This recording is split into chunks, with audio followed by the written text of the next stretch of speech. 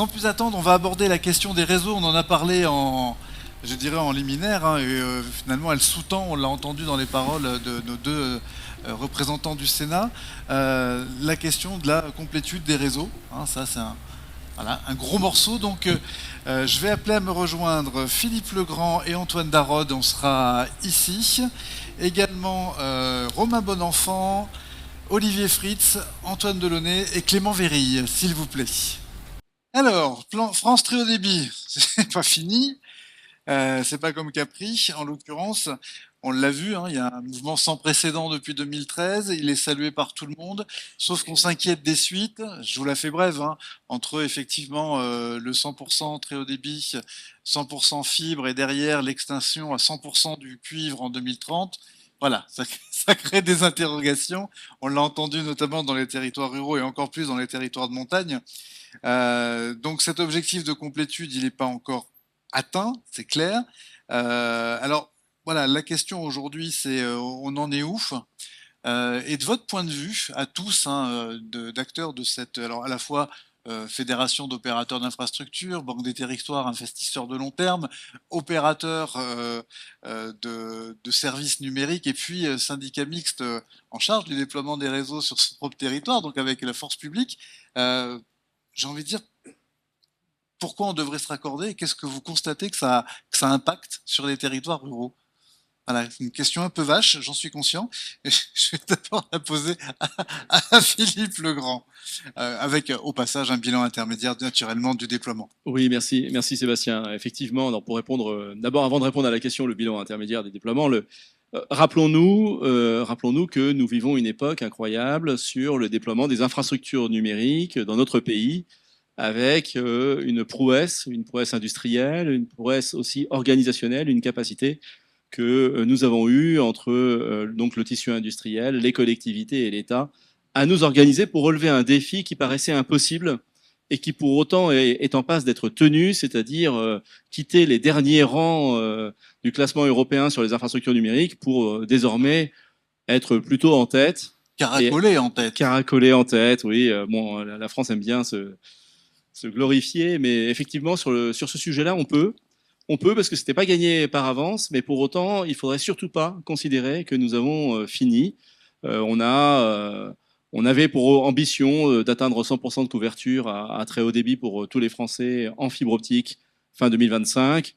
On n'y est pas encore, on n'y sera sans doute pas, mais on a bon espoir que seuls quelques petits pourcents ne soient pas couverts fin 2025. Là, on a dépassé les 85%, on va tendre, je l'espère, très rapidement vers les 90% de couverture. Mais on a devant nous de grands enjeux, notamment pour faire en sorte que tout le monde soit raccordé, mais aussi pour que nos infrastructures soient résilientes, faire en sorte que nous résistions à ces aléas climatiques qui arrivent de plus en plus. Et nous ne sommes pas totalement prêts, même si notre capacité organisationnelle permet de répondre aux plus grandes urgences et aux plus grandes difficultés auxquelles nous sommes confrontés. Donc le bilan est tout à fait positif. On parle des infrastructures fixes là, on peut parler aussi des infrastructures mobiles avec le déploiement de la 5G qui est un grand succès, et les data centers, qu'ils soient nationaux ou de proximité, avec une particularité en France de disposer d'un grand nombre de data centers de proximité, sous l'impulsion parfois des collectivités ou pas, mais en tout cas avec un maillage territorial tout à fait satisfaisant. Alors, en quoi cette aventure sur les infrastructures numériques contribue finalement au développement et à l'inclusion du plus grand nombre? Je dirais que on parle bien entendu, et vous le savez, d'infrastructures essentielles. Infrastructures essentielles sans lesquelles les services et les services de la vie, hein, qu'il s'agisse des services de sécurité ou des services marchands, des services publics ou des services non publics, enfin des services commerciaux, sont totalement directement liés à la capacité de disposer de ces infrastructures. Alors je ne vais pas limiter mon propos, on y reviendra, sur l'inclusion numérique à la seule question des infrastructures, mais c'est quand même une question essentielle et il convient de l'appréhender totalement et d'en faire un enjeu d'inclusion également. Merci Philippe Legrand. Avant de donner la parole à Antoine Darod, je souhaitais effectivement que les deux grandes fédérations puissent s'exprimer sur ce bilan intermédiaire, enfin plus qu'intermédiaire, on est vers la fin, mais on l'a vu, des questions de crédit qui risquent de manquer. On a vu que cette fin, peut-être, est-ce que c'est l'horizon qui va reculer au fur et à mesure qu'on avance? Donc Romain Bonenfant, vous êtes directeur général de la Fédération française des télécoms, la FFT. Même question qu'à Philippe Legrand. C'est-à-dire votre regard sur l'avancée de ce plan et la suite.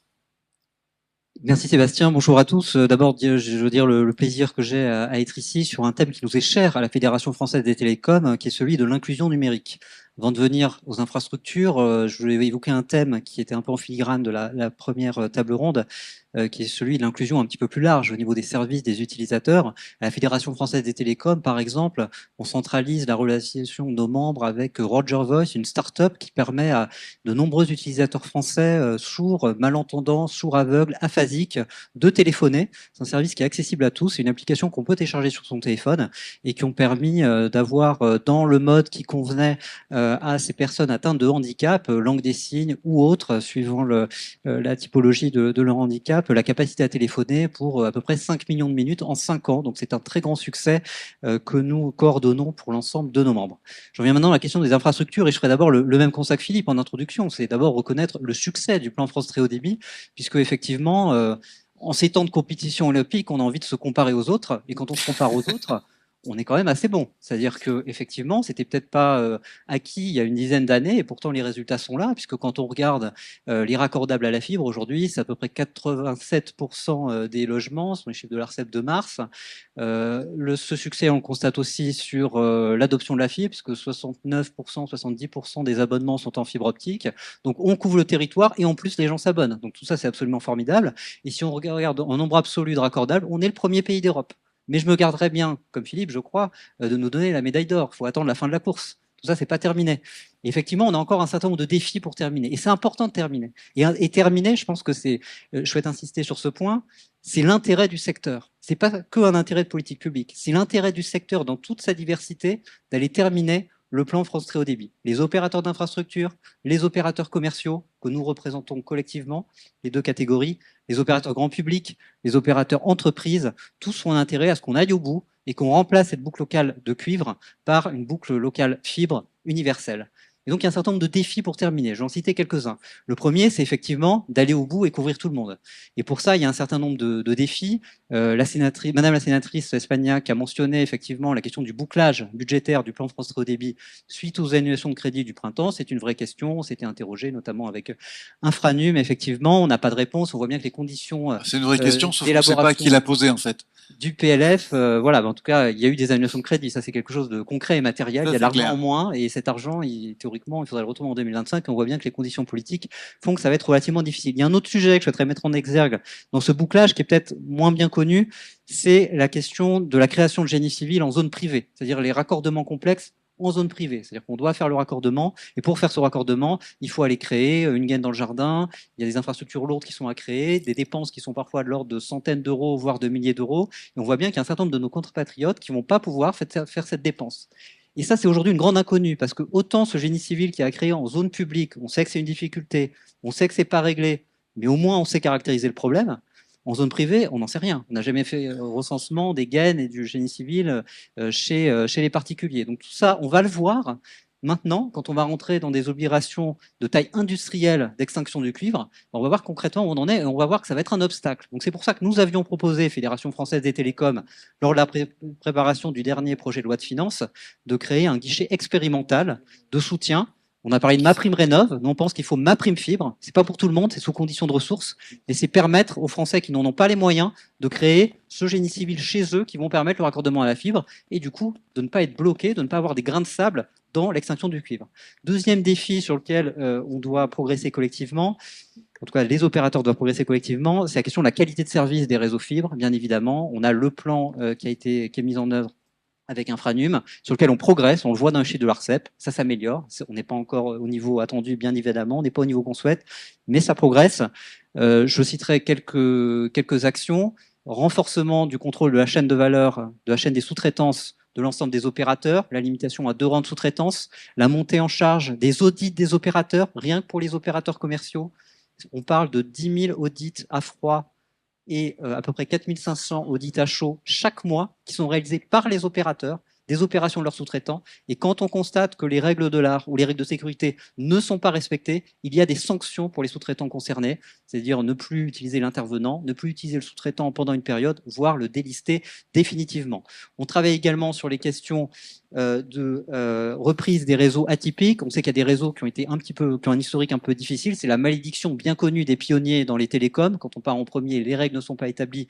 On se retrouve avec des réseaux dans lesquels il y a des conditions d'exploitation un peu particulières. On travaille avec Altitude dans l'Essonne sur ces sujets-là, ou avec un mode exceptionnel de gestion du réseau, situation exceptionnelle, gestion exceptionnelle, tous les opérateurs sur le terrain ensemble, les 4 opérateurs commerciaux et Altitude. Et c'est une opération qui progresse et qui est plutôt prometteuse. Et puis également des travaux très importants, bien technique, sur la traçabilité des interventions. Ce qui est important pour réussir le défi de la qualité de service, c'est de savoir ce qui se passe à tout moment sur les réseaux fibres, qui est intervenu, dans quel moment, etc. Donc là, il y a pas mal d'évolutions du système d'information qui sont en cours et sur lesquelles on met beaucoup de moyens collectivement, opérateurs d'infrastructures et opérateurs commerciaux, pour progresser. Dernière question que je souhaitais évoquer, c'est la question de la résilience. Résilience des infrastructures, effectivement, c'est un sujet. On l'a vu cet été avec les sabotages sur le réseau de collecte d'un très grand opérateur national. On l'a vu à l'automne l'automne dernier avec les tempêtes Kiran et Domingos.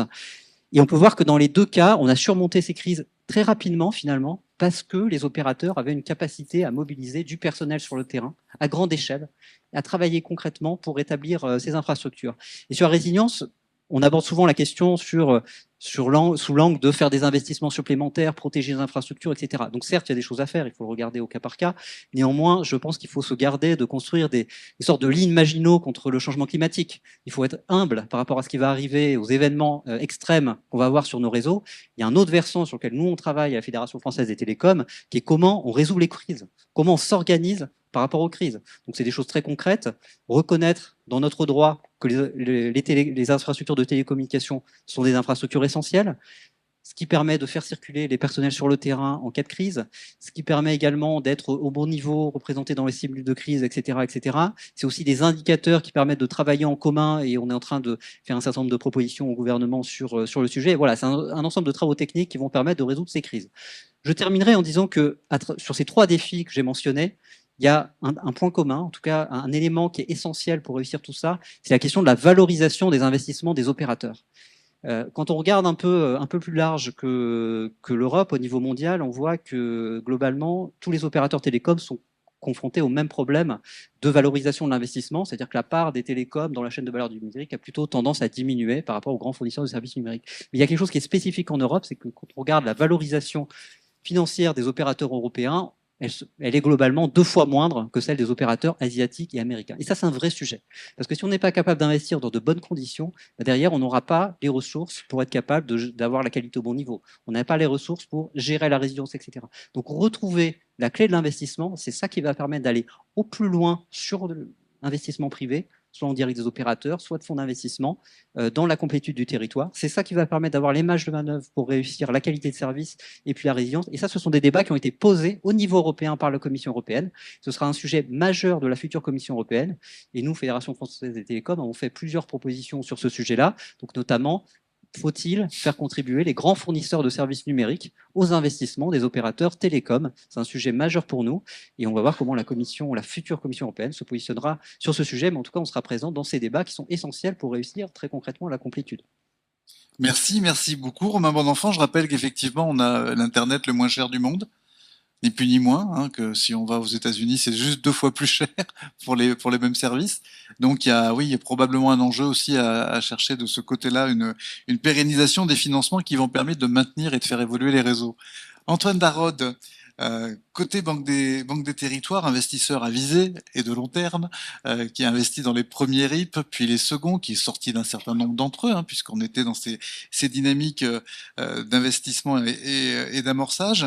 Comment regardez-vous justement cette avancée et quelles sont les conséquences, hein, de ces baisses de crédit dont on a parlé? Quels sont les risques? Est-ce que le ressenti qu'on a entendu côté territoire de montagne, côté territoires ruraux, correspond à quelque chose qui sur le plan quantitatif est réel, ou alors est-ce qu'il y a un effet de loupe?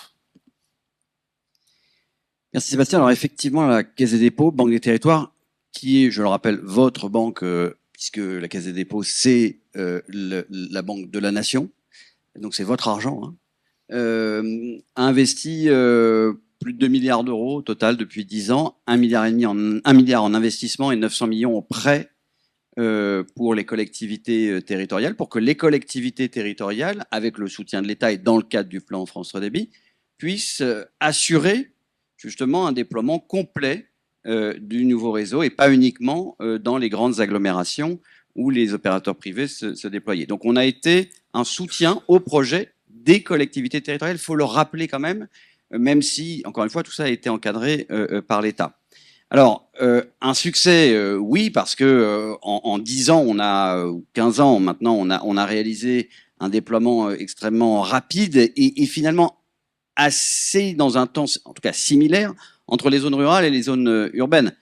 Pour le réseau téléphonique, hein, on avait la tonalité dans le centre de Paris en 1873. En 1975, un Français sur 7 n'avait pas le téléphone.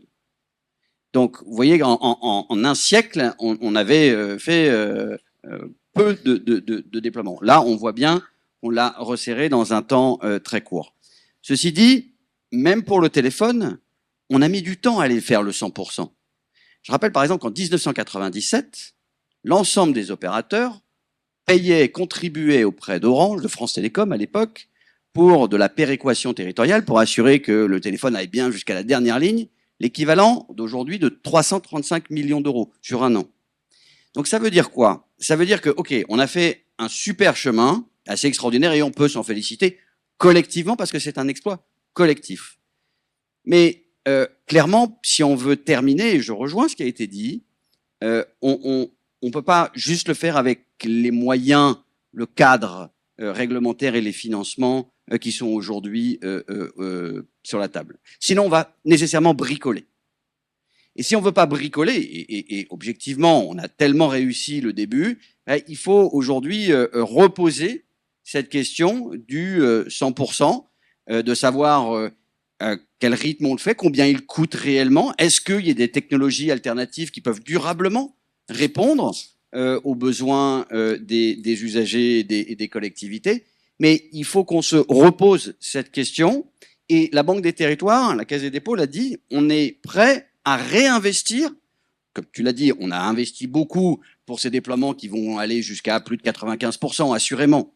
Donc ça a été un premier cycle d'investissement et on continue à investir. Hein. Orange Concession, dans laquelle on est financeur, continue à investir en Auvergne, mais également en Bretagne. Donc il y a encore des déploiements qui se font. Mais au-delà de cette première phase, qui est en grande partie réalisée, on est prêt à investir de nouveau et dans le long terme de nouveaux investissements pour aller faire ces derniers pourcents qui sont attendus. On l'a proposé déjà il y a quelques mois de financer plusieurs centaines de millions d'euros pour remettre des infrastructures de génie civil sur les 300 000 locaux qu'on appelle raccordements complexes pudiquement, mais qui en fait des trucs qu'on ne sait pas faire. On ne saura pas les faire, ou alors on va bricoler, encore une fois.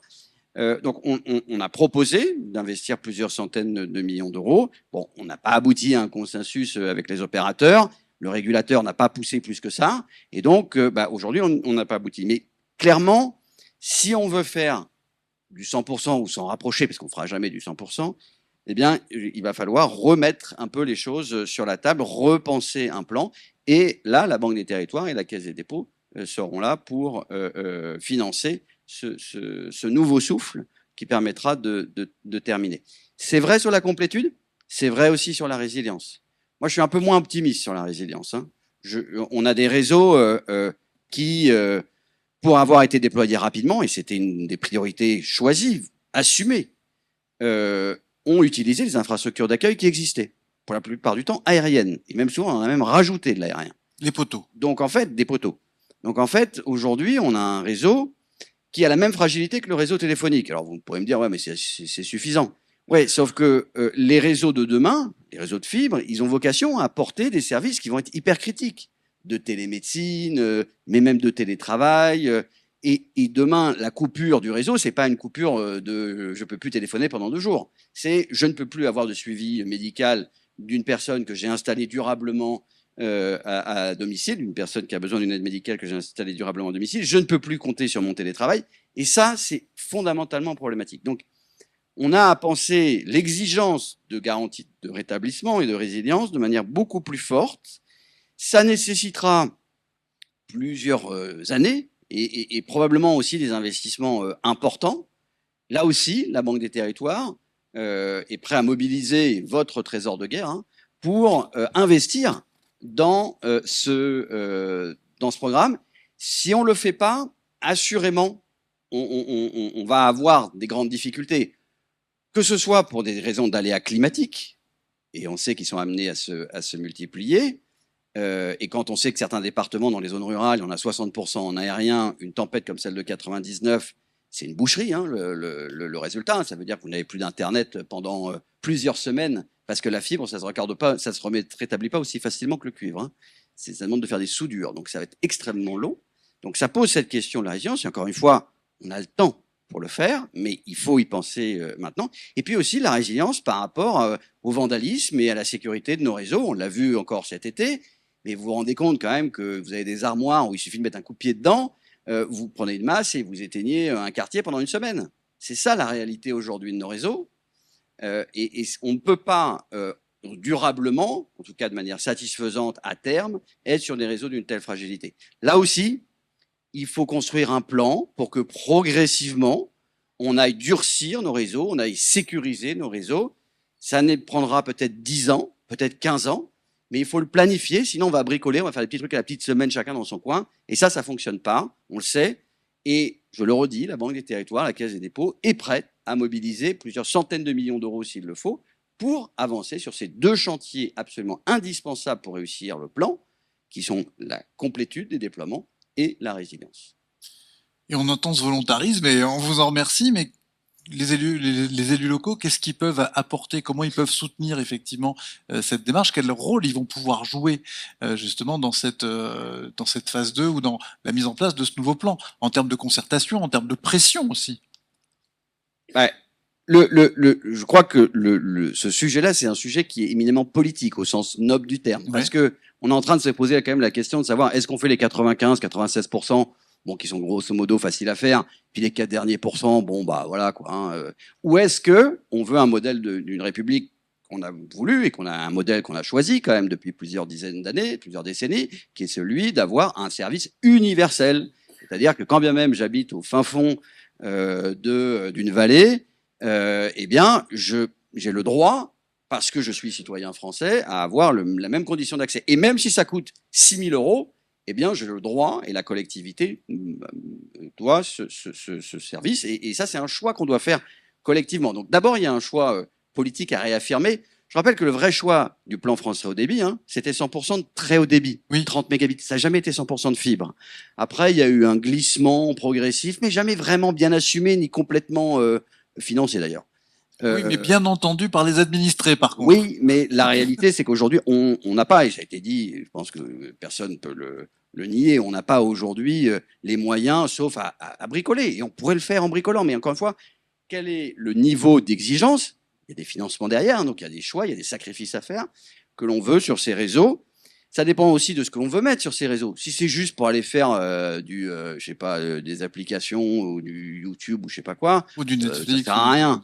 Par contre, si on se dit bah ouais, dans le maintien des personnes âgées à domicile, on va massivement s'appuyer sur ces outils-là, eh bien, investissons dans ces outils-là pour que on ait des réseaux résilients et complets partout, y compris si ça coûte 10 000 € pour aller raccorder un local au fin fond d'une vallée. Merci. Raccorder ou éventuellement une autre solution, parce que, encore une fois, on a été habitué avec le cuivre à faire que du fixe. Ouais. Il y a des solutions alternatives, alors il faut voir dans quelle mesure elles répondent aux besoins, mais qui ont aussi évolué technologiquement et qui permettent concrètement de répondre aujourd'hui aux besoins de connectivité des habitats isolés. Merci Antoine Narod. Donc on a l'impression qu'effectivement, je dirais, le compte à rebours s'accélère, le calendrier ralentit un peu, on a des incertitudes sur les financements, et en même temps, il y a une nouvelle donne, c'est l'extinction progressive du cuivre, Olivier Fritz, qui est supposé s'éteindre tranquillement, gentiment, en mode transition, d'ici 2030. Et parallèlement, Antoine nous dit, bon ben voilà, on a encore un plan à repenser pour les quelques années qui viennent. Donc on en est où sur ce décommissionnement du cuivre on évoquera aussi les actions d'Orange en matière d'inclusion, mais là on est clairement sur cette question des réseaux et puis de cette espèce de courbe en ciseaux entre cuivre et fibre. Oui, bonjour, merci, bonjour à toutes et tous. Je vais quand même commencer, avant d'aborder la fermeture du cuivre, d'expliquer, de donner ce que c'est pour Orange l'inclusion numérique. Oui. Pour Orange, c'est 3 axes, 3 dimensions, et ça va faire écho à ce qui était dit justement à la première table ronde. Hein. La première dimension, c'est l'accessibilité tarifaire. Vous pouvez être éligible à une offre, on en parlait, mais vous n'avez peut-être pas les moyens de vous la payer. Et là, Orange propose une offre qui s'appelle Coup de pouce, qui permet, sous critères de revenus ou de handicap, de pouvoir avoir à tarif réduit un ordinateur et de la connectivité. Donc ça, c'est extrêmement important. Et ça renvoie, enfin, par rapport aux discussions qu'on avait à la première table ronde. Ça, c'est la première dimension. La deuxième dimension, on en parlait aussi, c'est la compétence numérique. Alors, il y a différents chiffres qui étaient donnés. Moi, le chiffre que j'avais, c'est 15 à 20% de la population est pas à l'aise avec le numérique et se sent exclu ou s'exclut du numérique. Là aussi, on a mis en place une offre avec les ateliers numériques. C'est une offre de proximité dans les territoires qui permet de former sur le numérique. Il y a Olivier Dondin, le DR, délégué régional d'Orange, qui vous en parlera demain. Mais avoir en tête que ces ateliers-là, en 2023, ça a permis de former 200 000 personnes dans ces ateliers numériques d'Orange. Et puis la troisième dimension, bien évidemment, c'est la connectivité, on en a parlé. Et l'activité, ça fait partie de l'ADN d'Orange, à la fois historiquement avec le cuivre, avec le mobile, avec la fibre, et même avec le satellite, puisque Orange a lancé une offre très haut débit avec Nordnet l'an dernier. Et donc, ça fait partie de notre ADN d'avoir cette connectivité. Et je voudrais réagir aussi sur la partie fibre. Alors oui, il y a des défis, on va les relever. Ce qui est important, alors c'est normal parce qu'on arrive à la fin du programme et c'est plus difficile à la fin, mais le message que je veux passer, c'est qu'il faut les adresser ensemble. Il ne faut pas pointer tel ou tel acteur, mais il faut ensemble trouver les solutions et collectivement les trouver. Et je profite de cette intervention pour saluer le travail à la fois d'Infranum et de la FFT, pour pouvoir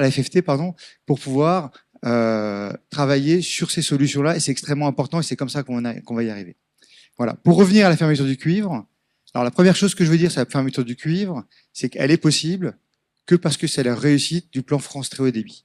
Donc je ne reviens pas sur les niveaux de déploiement, mais c'est ces niveaux de déploiement-là qui font qu'on a pu lancer la fermeture du cuivre, et on peut dire que la fermeture de cuivre, ça va être la dernière étape du plan France très haut débit, avec la bascule de l'ensemble des clients sur ces réseaux fibres. Cette fermeture du cuivre, c'est aussi un défi collectif d'inclusion. Il y a 2 raisons. Il y en a une qui a été abordée, donc je vais la passer rapidement, c'est la notion de capacité à rendre les logements accessibles. Il y a un deuxième défi d'inclusion, qui est celui de faire basculer l'ensemble des clients qui sont encore sur le cuivre sur la fibre. Ça va être un vrai défi aussi. Après, je parlais d'un défi collectif. Alors, vous le savez certainement, c'est pas le projet d'Orange, hein, la fermeture du cuivre. C'est un projet où on retrouve les opérateurs, Orange Cuivre, les opérateurs qui déploient, les opérateurs commerciaux. On retrouve aussi l'ARCEP, les services de l'État au niveau national et local. On retrouve les fédérations, bien évidemment, les associations d'élus et les collectivités locales. Et ça, vous le savez bien aussi, on en parlait dans la table ronde précédente, ce sont souvent les maires qui sont en première ligne des questions qu'ont les administrés, et on a un devoir, une responsabilité de les accompagner et d'apporter de l'information. Et là, je vais faire juste 2 rappels. C'est le site de l'État, trèhautdébit.gouv, qui a un excellent site. Je vous invite à aller le consulter si vous ne connaissez pas. Et l'État doit continuer à communiquer. Et puis, le deuxième, c'est le kit de communication, le guide qui est construit par l'écosystème, notamment les associations d'élus et les fédérations, qui est à destination des élus et qui permet aussi, au travers des élus, de communiquer vers la population. Maintenant, sur le plan, la constitution du plan, la maille à laquelle on fonctionne sur la fermeture du cuivre, c'est la commune. Et les communes vont être identifiées dans 7 lots. Et les lots vont être de plus en plus importants en termes de nombre de communes et de nombre de logements.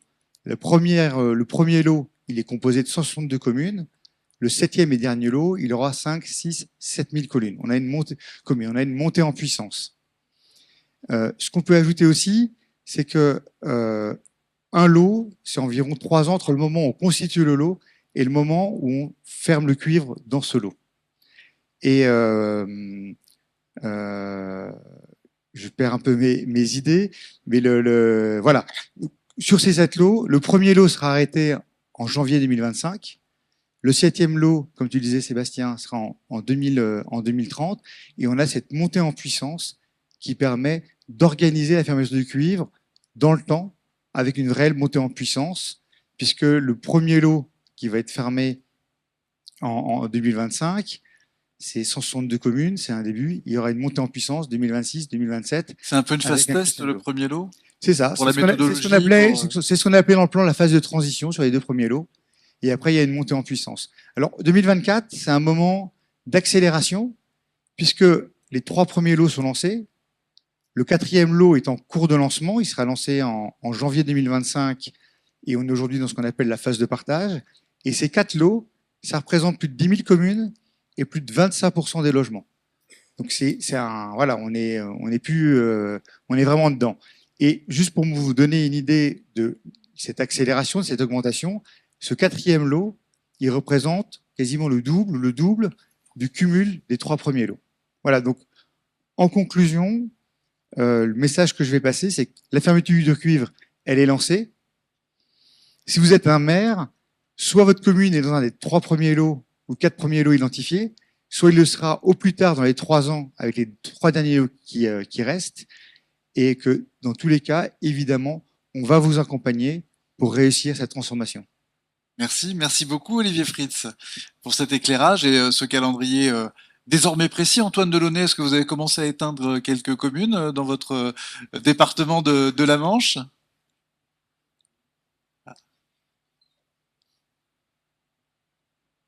Je t'ai allumé.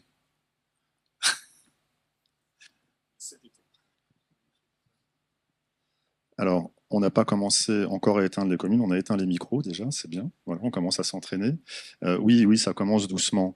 Je crois qu'on a quelques communes qui font partie du lot 3 et on commence à anticiper le lot 4. Sur le plan France très haut débit, puisque c'est ce qui nous réunit aujourd'hui, moi je représente une collectivité. Pour l'instant, tout va bien. On verra dans quelques mois. Moi, je suis élu d'un département rural. On a pas mal de foires agricoles, de commises agricoles où on échange les bêtes et on a un dicton qui dit c'est à la fin de la foire qu'on compte les bouses. On verra à la fin du plan France très haut débit, on comptera les lignes, on comptera les communes raccordées. On pourrait organiser un ruralitique peut-être fin 2025, début 2026. On viendrait avec les moufles, les gants et les écharpes et puis on ferait le compte de ce qui se passe. Pour l'instant, ça va, les choses avancent chez nous. Je n'ai pas à me plaindre de l'État qui, incontestablement, a largement appuyé les collectivités. Je n'ai pas à me plaindre de la Caisse des dépôts qui nous accompagne depuis le début, qui continue à nous accompagner. Je n'ai pas à me plaindre non plus des opérateurs commerciaux parce qu'eux, on les a jamais vus. On a une particularité dans la Manche, c'est qu'on est 100% en réseau d'initiative publique. Je crois qu'on est le seul département de France à être comme ça. Ça n'a pas été si simple que ça au départ, mais finalement, ça nous donne une certaine liberté et surtout une souveraineté totale sur notre réseau. Pourquoi on a fait ça? La Manche a été un des premiers départements à s'intéresser au déploiement du très haut débit parce que l'article L1425-1 du Code général des collectivités territoriales qui autorise les collectivités à construire, à exploiter des réseaux. Il est originaire de la Manche et de la Moselle, sont 2 sénateurs, le sénateur Leroy en Moselle et le sénateur Legrand dans la Manche. On en parlera demain, puisqu'on fête les 20 ans du L1425-1. Et donc, dans la Manche, on s'est dit, c'est bien, on va pouvoir se faire accorder, mais on a un département, alors pas montagneux, mais très rural, avec un trait de côte extrêmement long, avec un habitat diffus et très dispersé. Donc, on a assez rapidement compris que les opérateurs commerciaux s'intéresseraient pas beaucoup à notre département, ce qui serait pas très rentable. Et donc, on s'est dit, si on attend qu'on fasse les choses, on sera raccordé les derniers. Donc on a pris les choses en main et on s'est lancé dans le premier réseau supporté par les collectivités. Et la Manche, qui devait être la dernière ou parmi les dernières, s'est retrouvée la première ou parmi les premières à dégrouper entièrement, à construire un réseau de bus et puis maintenant à porter un réseau 100% financé par les collectivités. Alors les choses avancent, hein, on en est un peu plus aux 2/3, bientôt aux 3/4. On travaille avec Altitude, qui travaille bien, qui sait qu'ils doivent respecter le délai et la qualité. Chaque fois qu'on les croise, on ne manque pas de leur rappeler qu'ils doivent respecter strictement le calendrier et la qualité des prises et qu'on leur fera aucun cadeau là-dessus, n'est-ce pas? Mais pour l'instant, tout se passe bien, donc on n'a aucune raison de s'inquiéter. Derrière, malgré tout, il y aura les sujets qu'on a abordés, les raccordements complexes. Oui, chez nous, alors ils ne seront pas forcément très complexes, les raccordements, par contre, ils seront très longs. Je disais, on a beaucoup de hameaux très isolés avec 1, 2, 3 habitations, puis avec un linéaire assez important. Et donc quelque chose absolument pas rentable, qui ne pourra pas être supporté par les collectivités parce que on a mis la main à la poche, toutes les communes ont mis la main à la poche. Le réseau de Manche Numérique, il obéit à trois principes. Le premier, c'est la mutualisation, c'est-à-dire que toutes les communes ont participé. Voilà, chaque commune finance ses propres prises en même temps que les intercos, en même temps que le département, la région, l'État et l'ensemble des financeurs qu'on a trouvés. Le deuxième, c'est la péréquation avec un prix égal, quelle que soit la prise que l'on construit. C'est-à-dire qu'on est 30 ou 40 prises par immeuble dans les quelques zones urbaines qu'on a. Donc on est simplement une ferme au bout de 10 km de ligne. Et puis l'équité ou l'équilibre, parce qu'on a déployé partout à la même vitesse. C'est-à-dire qu'on n'a pas commencé à construire d'abord dans les zones urbaines qui sont plus rentables, et ensuite dans les zones rurales. On a commencé par construire dans des zones urbaines et dans des zones très rurales en même temps. Et ça, on voudrait bien évidemment continuer à le faire. Mais ça veut dire qu'aujourd'hui, pour les raccords complexes, on aura du mal à faire beaucoup plus. Et puis derrière, il y a la pérennité du réseau. Ça aussi, ça a été abordé. On a un réseau qui est en grande partie enfoui. Le réseau bus est entièrement enfoui et le réseau principal est entièrement enfoui ou quasiment. Bien évidemment, les boucles les plus locales, elles sont en aérien. La récente tempête Karan qui a bien impacté la Manche a montré que finalement, on a un réseau qui est relativement résilient. On s'est retrouvé dans le Loir parce que on n'avait plus de courant, on n'avait plus d'électricité et on n'avait pas assez de groupes électrogènes. Mais ça, c'est des choses qui se résolvent assez rapidement. Finalement, le réseau tient bien. Malgré tout, il faudra le faire. Antoine Darod l'a parfaitement expliqué. Le téléphone, c'était une chose. Le réseau fibré, ce sera autre chose. Il y aura des usages beaucoup plus importants et beaucoup plus sensibles. Et là, on attendra l'État d'abord pour assurer effectivement la sécurité de nos concitoyennes et de nos concitoyens. Et puis, en tant qu'élu local, beaucoup plus prosaïquement, ça représente de l'emploi aussi. On travaille avec Altitude. Ces 4 principaux sous-traitants sont établis sur le territoire. On crée des agences. On a jusqu'à 500 ou 600 personnes qui travaillent au quotidien. On aimerait autant qu'il y ait une continuité de financement pour pouvoir les garder, parce que c'est de l'emploi, c'est aussi de la vie sociale sur un territoire qui en a bien besoin. La souveraineté, la pérennité, tout ça, je l'ai abordé. Peut-être, si vous me le permettez, on revient un petit peu en arrière sur le sujet de la table ronde précédente, parce que derrière, on parle d'inclusion. Alors oui, effectivement, on va construire un réseau. Pourquoi faire? Notamment pour apporter les services publics. Et ça aussi, on en a bien besoin, parce qu'on constate quand même, depuis un certain nombre d'années, un désengagement de l'État. Moi, je voudrais revenir à ce qu'était la définition des nouvelles technologies de l'information et de la communication. C'est pas tout jeune, la e-administration dont on parlait. Il n'a jamais été question de déshabiller entièrement les territoires ruraux de leur guichets de proximité pour les remplacer par des guichets numériques. La e-administration, ce sont des outils pour améliorer la gestion des collectivités, puis ce sont des outils pour améliorer la relation entre le citoyen et la citoyenne et l'État.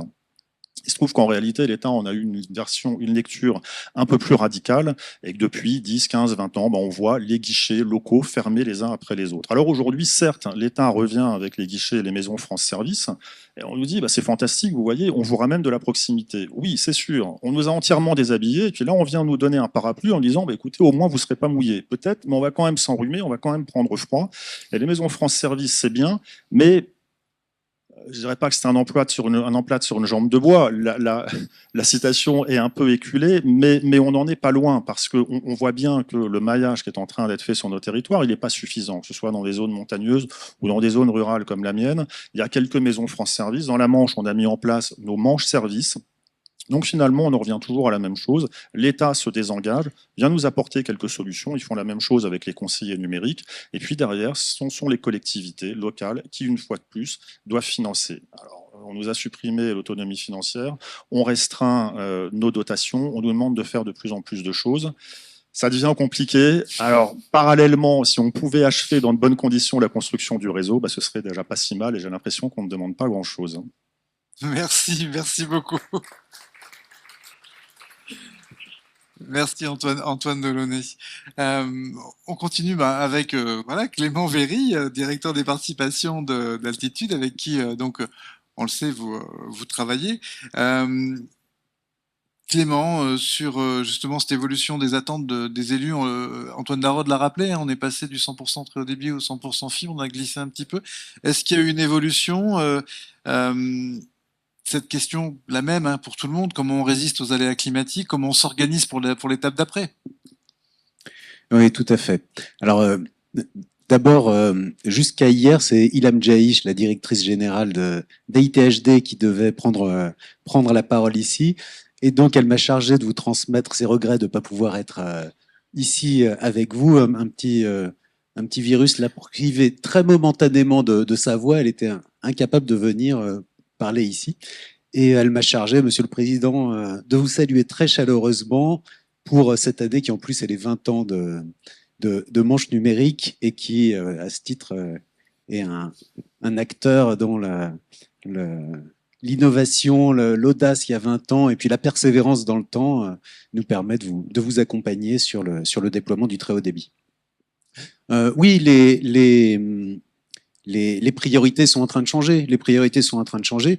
Si on prend 3 points d'actualité d'Altitude Infra qui sont directement liés à votre question, aujourd'hui, Altitude Infra a déployé 94% des lignes en France sur lesquelles s'était engagé à déployer. Et donc aujourd'hui, on est confronté à quoi? On est confronté au dernier raccordement et on discute avec nos partenaires des solutions les plus adaptées pour atteindre le 100%.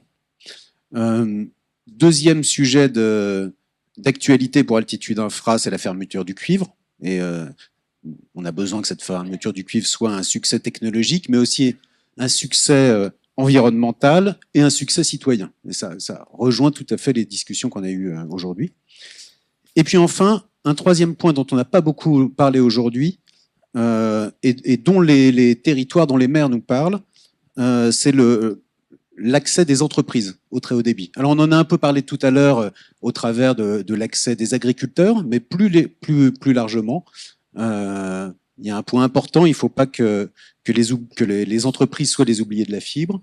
Et au travers de sa marque Covage, Altitude, le groupe Altitude, investit énormément sur le marché de gros à destination des entreprises. Bon, la technologie elle-même de fibre optique est pas contestée. C'est la technologie la meilleure, la plus adaptée, la plus pérenne aussi, certainement la plus résiliente aussi. Cette certitude, c'est notre boussole chez Altitude. Hein, c'est même si le métier change, l'environnement change, même si les budgets qui étaient prévus à l'origine sont plus forcément là aujourd'hui, il y a quelque chose qui change pas, c'est notre engagement pour la qualité des infrastructures et des infrastructures en fibre.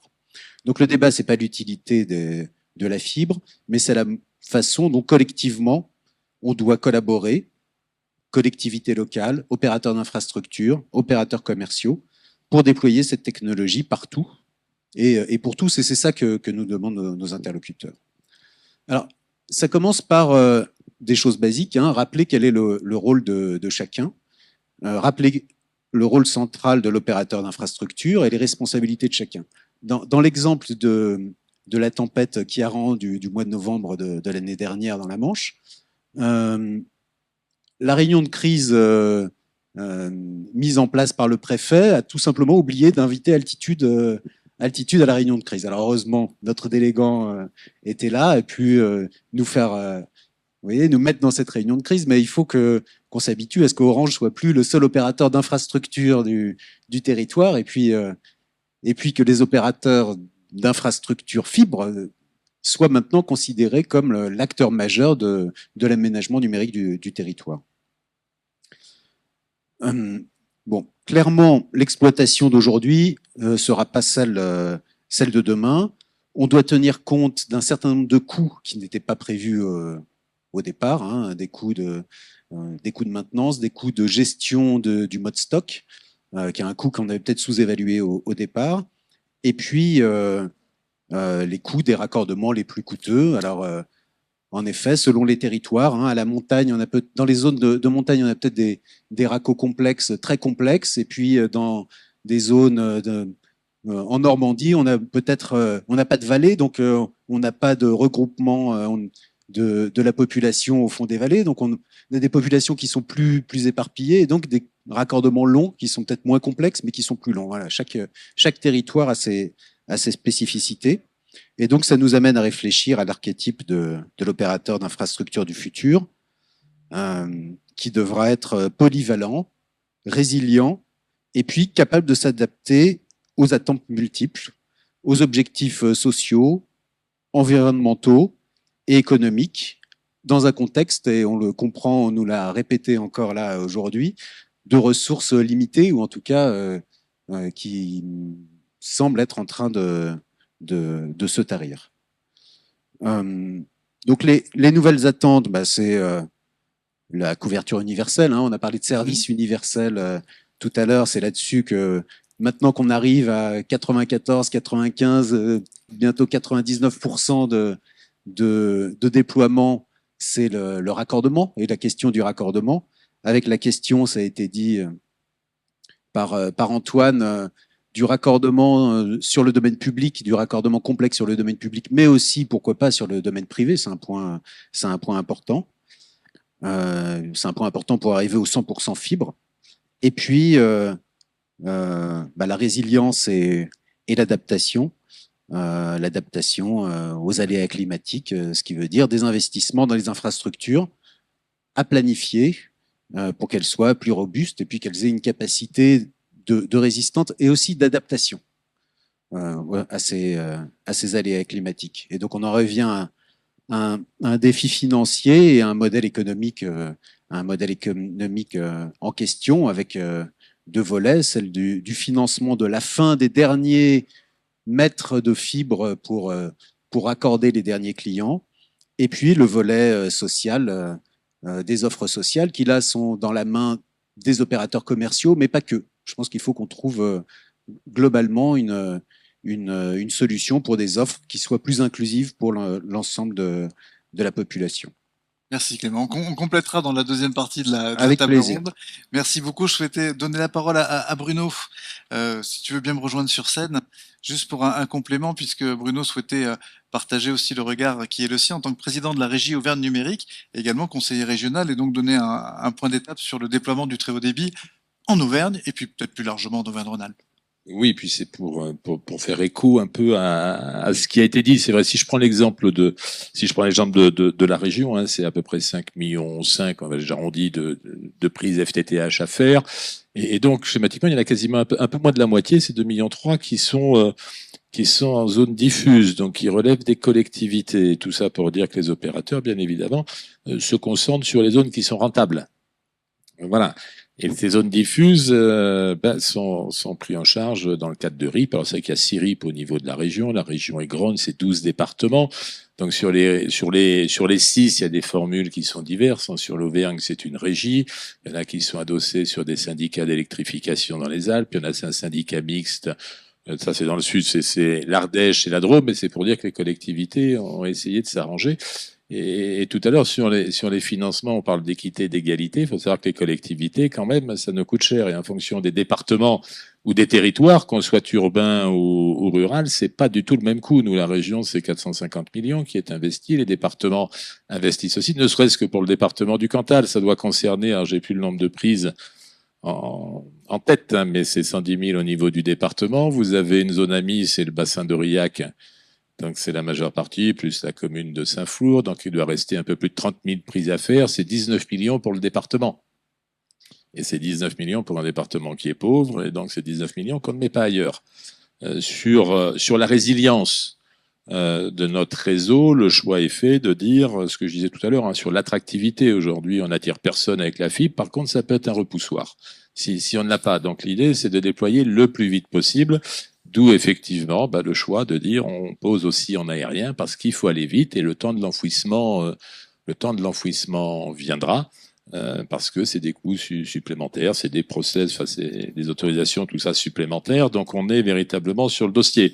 Et aujourd'hui, j'entends bien aussi moi les investisseurs qui disent sur les zones amies, voilà, le dernier kilomètre c'est difficile à aller chercher, c'est difficile pour tout le monde. Y compris dans les zones de RIP. Ceci dit, il y a des engagements qui sont pris, il faut essayer de les tenir. Il faudrait pas que l'État dise on va aller soutenir les zones amies et laisse tomber les RIP parce que il n'est pas question que ce soit les collectivités qui viennent de surcroît financer un transfert de moyens. Enfin, c'est tout ça. Il faut c'est important à noter parce que c'est la ruralité qui a besoin effectivement de ces infrastructures, même s'il faut le déployer au niveau de l'ensemble du territoire. Ça, on est bien d'accord dessus. Mais les collectivités font leur part des choses. On parlait tout à l'heure de désengagement de l'État. Alors moi, sur les maisons France Service, je dirais pas ce que j'en pense sur le fond. J'ai eu l'occasion de le dire plusieurs fois. Déménager les services publics pour les mettre à 20 km alors que vous ne pouvez pas y aller, ça me laisse perplexe. On n'arrive pas à faire le dernier kilomètre en voiture. Voilà, c'est le problème de mobilité qu'on a dans nos territoires. Et aujourd'hui, les maisons de France Service, schématiquement, elles sont quand même assumées pour la majorité par les collectivités, puisque c'est nous qui construisons, j'allais dire, le contenant et on est obligé de participer au fonctionnement aussi. Donc voilà, et tout ça, c'est supporté par les collectivités locales et rurales. Voilà, c'est une petite précision. Merci. Bien, sur ce constat intermédiaire, Philippe, Antoine, Clément, vous restez avec moi et je vous invite, Antoine, Romain et Olivier, sous les applaudissements de l'audience, à rejoindre votre place.